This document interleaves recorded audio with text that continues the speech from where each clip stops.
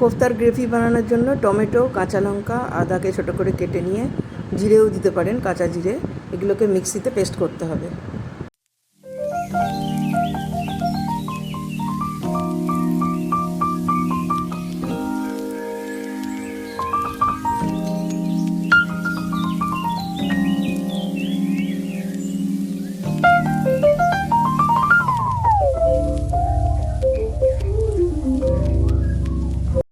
কোফতার gravy বানানোর জন্য কড়াইতে তেল দিয়ে গোটা গরম মশলা দিয়ে, তারপরে যে মিক্সিতে গ্রেট করা যে জিনিসগুলো দিয়ে, তার মধ্যে কাশ্মীরি লঙ্কা গুঁড়ো, জিরে গুঁড়ো, ভাজা জিরে গুঁড়ো, ধনে গুঁড়ো, একটুখানি গরম মশলা গুঁড়ো, আর যা যা দিতে চান, নুন মিষ্টি দিয়ে মশলাটাকে ভালো করে কষাতে হবে যতক্ষণ না মশলা থেকে তেল ছেড়ে দেয়। হলুদও দিতে হবে।